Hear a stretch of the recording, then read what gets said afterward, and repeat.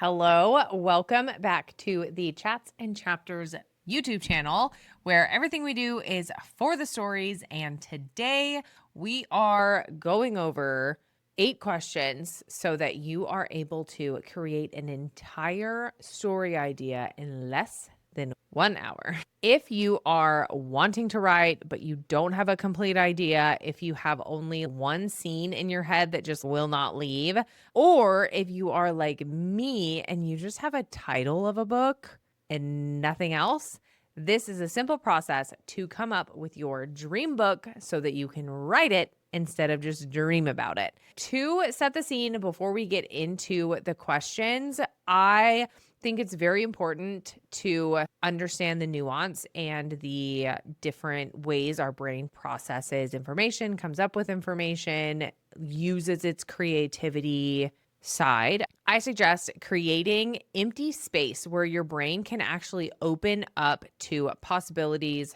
options, ways that your book could come together, things that could be involved, what could happen, twists that you could use. Like, create that empty space. You don't always have to be listening to something or watching something to fill the time. So I know you're on YouTube. Hello, thank you for being here. But try to live in silence for a little bit every day and see what your brain can come up with. If you are really stuck on a problem, or you don't know how to work through this, or you have no idea how the one kernel of idea for a book that you have could come together, sit in silence, see where your brain wanders, see what it comes up with. Go through these 8 questions, of course, and that will give you a very step-by-step, solid, targeted way to go about your idea. But I do think that it is also important to not always be thinking about things, not always be having your brain on a hamster wheel. Like I said, if you've ever stared at a blank page, you're wondering where to start, today's video is for you. We are talking about a very simple step-by-step process using 8 targeted questions to brainstorm a full story idea in less than an hour. This method does draw from top writing experts, and it can work for beginners who are overwhelmed by ideas, or if you have multiple books out, but you're just stuck in a rut. Research suggests that structured self-questioning boosts creativity by reducing overthinking. So I want you to, as you're going through this, ask yourself these questions and just write whatever comes to mind. Just let your brain, like I said, wander, but this is more of a structured wandering than just a sitting in silence wandering, because you are going to ponder these questions. And I will say that I am a proponent of character-driven stories. So these questions are going to be character-driven and not necessarily plot-focused. There's that disclaimer, I guess. If you are not a huge fan of character-driven stories, I think that you don't have a story if you don't have a good character. So that is why I have these questions in particular. So it is going to favor character-driven writers and stories more than plot-focused ones. No idea is original. This is really going to be about remixing what excites you right now so that you are excited to write the story. You want to brainstorm. You want to sit in that silence and kind of see where your brain takes you so that you can get it all out on paper and begin your first draft. So without further ado, grab a notebook and let's jump in. By the end, you will have a premise ready to outline. Please hit the like button if you are ready and subscribe for more writing tips and tricks. Let's break this down. So we want to spend about 5 to 7 minutes per question jotting notes freely. Like I said, we are not judging. We are not trying to piece everything together right in this moment. The goal is to get your thoughts out on paper, really see everything in one section on one page at one time. And then at the end, the goal is a 1-paragraph story premise where you see the full thing and you can go from there.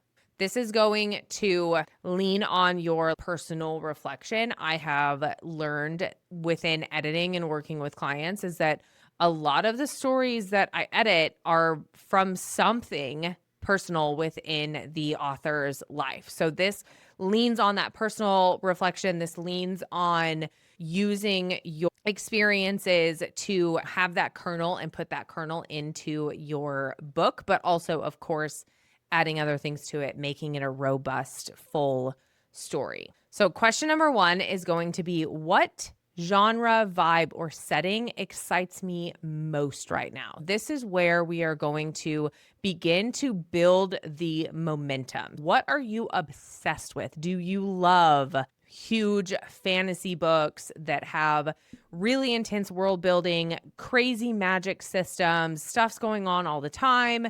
Do you really love more of like cozy romances? Do you love sci-fi? What books are you constantly grabbing? What are you buying? What are you gravitating towards? What is your Kindle saying, oh, we think you would like this? Kindle is too smart, okay? It's creepy. It's creepy. They're so smart. So this is going to build the momentum. Like I said, it taps into your current energy, making this idea sustainable, getting you excited. If you are more of a visual writer and you can sketch ideas to help with that, you can make a Pinterest board of vibes and what you're going for. This can help you really get the vibes. We want the vibes, okay? I know we're going character driven. We love a good plot, but we also love solid vibes. Something to keep in mind is this might cause you to skew towards trendy genres if you're influenced by social media, this, that, and the other. So you can counter that by blending in timeless aspects. That is the first question, the genre, the vibe. What are you really loving in the moment? And set a timer for 5 minutes and brain dump all of your favorite things. The second question is maybe a little controversial, but I do think it can help you go in the right direction. So what trope or story element do I love and want to include? What is your guilty pleasures when it comes to books? Like, I love found family. Give me some Throne of Glass, found family, or Strange the Dreamer, found family. It's one of those that I love so much, probably because I didn't get along with my family when I was a kid. It's for another day. So what are your guilty pleasures? What tropes do you really like? And here's the thing, don't overdo it with the tropes. Don't overdo it. They're not bad. They provide familiar hooks. You can get readers in because they know what to expect. Just don't overuse them because it will make your story predictable. So if you're a romance writer, you could do enemies to lovers, which is very overdone at the moment, but you could do rivals to lovers. You could do second chance romance. Like that, it plays very well into the romance genre vibe of everything. If you're a thriller fan, then it might be limiting because, let's be honest, enemies to lovers is a spoiler. Like, we know the enemies are going to become lovers. So we don't necessarily want that in a thriller because we want the twist to like really be twisting, okay? So you can, I don't know, play with this. If you like enemies to lovers or found family, maybe they don't like each other, or they do each other, but they are separated for a large portion of it. Or maybe they're together in the beginning and we get a little bit of their backstory and then they're separated. Like, play with it, mix it around to make it more unique and your own, because we don't want it to be every other story, okay? So next question is going to be, who is the main character? You want to describe their strengths, their weaknesses, and possibly a secret or a twist about them, depending on the genre and vibe you decided to go with. So you can 100% draw from a real people or yourself for authenticity. Write what you know as emotional truths, not necessarily facts. So you can pull little kernels of everything, of little bits and pieces that you've experienced or your family has experienced, or maybe like your best friend experienced this, and like having that little bit in there as the main character will really add to the authenticity, because possibly how your best friend reacted to that situation. So you can put your main character in a similar situation and have them react in a similar fashion, or maybe they react in a completely different fashion and your readers are like, what the heck? So this is where you describe their strengths, weaknesses, a possible secret or a twist. And if you are leaning more heavily into the romance side, do your 2 main characters. So if you have a male and a female main character, and they're going to be obviously the love interest, what are his strengths and her strengths and weaknesses? And are they both keeping a secret? How's she going to react to his secret? What's he going to do when he learns about her secret? All of these kinds of things. At least do one main character, but if you really feel the need, then do your second main character as well. The next question is, what is their core desire or goal? So I've said this before, your characters must have a goal. They must be working towards something. They want something. There's obstacles in the way. Okay. So you can tie it to something personal, once again, like overcoming fear, overcoming childhood trauma, overcoming the fear of failure. This is going to build the stakes, especially for character-led stories, which is what all of these questions are for. They are character-led. We want the characters fully fleshed out. We want them leading the story. We want to fall in love with the character. If you decided to do 2 main characters, you can have maybe their desires in the beginning are different. Maybe they're going for different goals until they fall in love, and then obviously they go for the same goal. Or maybe they're automatically going for the same goal, and that's one of the reasons that they do fall in love, because they have that shared want. The next question is, what conflict or obstacle stands in their way, and why does it matter to them? So once again, this is either your main character or your 2 main characters. So you want this to up the stakes, have it be an emotional, intense story where readers are engaged. You want it to be the worst possible thing based on their traits. So this is going to create tension quickly. This is if you are a conflict averse writer, this is going to help you push the boundaries. What are the obstacles? And the obstacles can be external obstacles, like the world ending, people coming after them, I don't know, the planet's going to explode, anything like that. Or it can be internal ones, and those tend to deepen the theme of your book if it fits, obviously. So you can try out both for balance. Like, what are the internal conflicts, the internal obstacles that they're facing, while also facing these external obstacles and conflicts? The next question is going to be, what inciting incident kicks off the story? So we've talked about the inciting incident on this channel before. This is the event that shatters the status quo, like receiving a letter that you're a wizard, having Hagrid break into the hut. Okay. Was it a hut? It was like a little house on the cliffside. I don't know. Having Hagrid show up, tell you you're a wizard, you're like, okay, you can never go back. And this doesn't have to be, if you are writing a more cozy fantasy, a cozy romance, and a slow burn, make it subtle. It doesn't have to be something crazy, but it is something that breaks up the status quo. It propels the plot in a new direction. And like I've said before, you don't necessarily want to drop your readers into a big fight scene where people are dying and we don't care because we don't know these characters.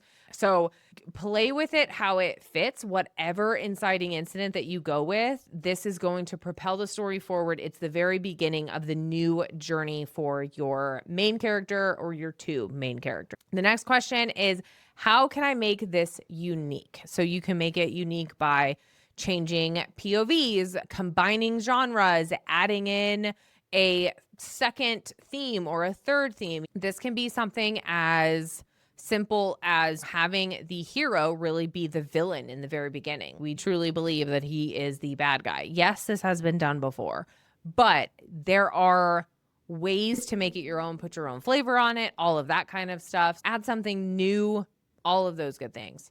The last question is going to be, what theme or message do I want to explore, and how does this story resolve?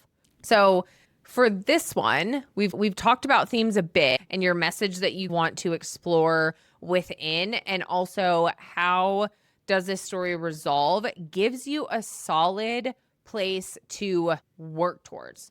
And this is not to say that within this, you're brainstorming and like it's set in stone when you move on to outline, like it has to end that way. If you are going through and you're discovering other things, you can always change it. This is literally just to give you an idea, brainstorm, have a really good starting point so that you can begin writing. So make sure that this gives closures to the readers, even if you decide halfway through, oh, I need to write a second book. Maybe it's going to be a duology. Maybe it's going to be a trilogy, a full-blown series, however you want to do it. Wrap it up on its own and then leave them wanting a little bit more. But having a ending, a resolution, and a place to stop is really helpful to know. Your character starts here with their strengths, weaknesses. We know what they want. We know their goal. And this is how it's going to end. So all of the different steps that get your character to the ending. So then once you have gone through all of these questions, you can weave all of your answers into a short summary. So your character must do something despite whatever obstacle to reach whatever goal that they have. A few more disclaimers before we wrap this up. I love me some disclaimers and nuances and all of that. So this method is not one size fits all. Like I said, this is very much for character-driven writers, stories, that vibe. It is very helpful for self-reflective writers who thrive on the what if scenarios. Like you ask yourself the questions, you play around, you're not that serious. It does, I don't want to say it encourages tropes, but it does. But that is just as a jumping off point with the knowledge that you don't want it to be constant tropes and be very cliche, and you 100% want to add your own flavor to it. You don't want it to be just like every other book out there. So definitely as you're going through, when you have the tropes that, like I said, can lead to cliches, counter that within your notes of how you can make it unique, make it your own, what twist you're going to put on it. With all of that, this is definitely for beginners. It can reduce the pressure. There you have it, a really easy 8-question quick path to your next great story idea in less than an hour. I hope you try this week. Share any ideas that you came up with in the comments below. I would love it if you left a little pencil emoji so I know you made it to the end. And thank you so much for watching. Like, subscribe, hit the bell so you don't miss any of my future videos, and I will see you next week.